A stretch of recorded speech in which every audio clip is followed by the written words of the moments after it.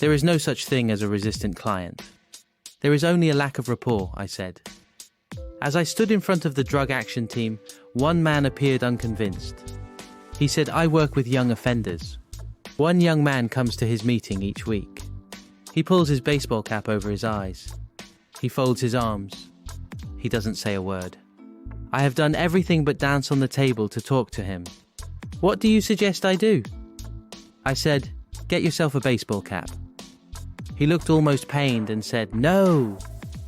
Either that or dance on the table.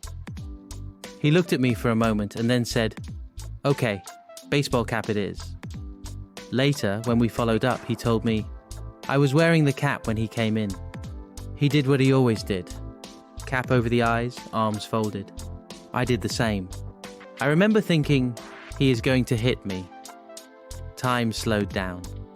After what seemed an eternity, the young man said, "What's up?" That was my way in. We started speaking. Understanding is a gift. What is rapport? It's a French word with Latin roots. It means to bring back. For our use, let's rephrase. To give someone the gift of understanding by entering into their world. Stephen Covey expressed it well in 7 Habits of Highly Effective People. He said, "Seek to understand before being understood." You have heard the saying that people like people who are like themselves. We make connections when we reflect back to someone else, part of their worldview.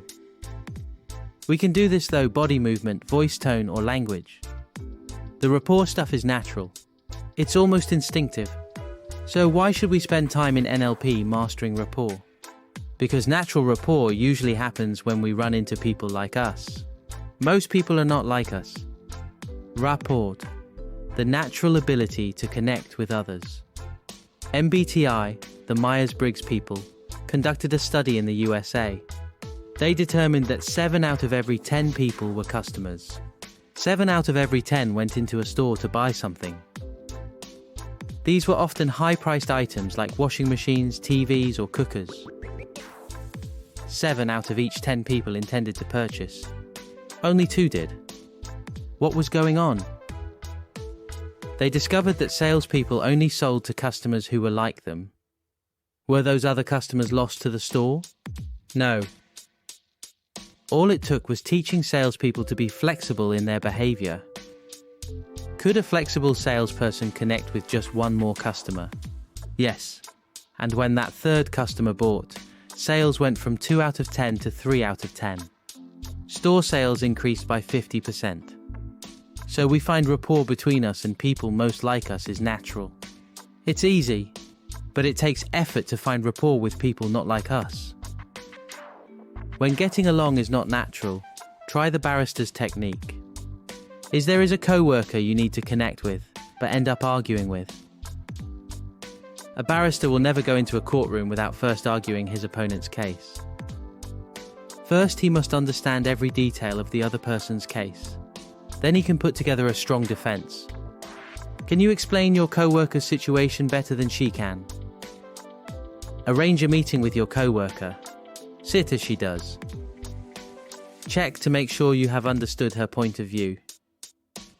If you've done a good job, she will then be more likely to hear you point. Now, put your point of view forward. Seek first to understand, then to be understood. How does wearing a baseball cap help first to understand?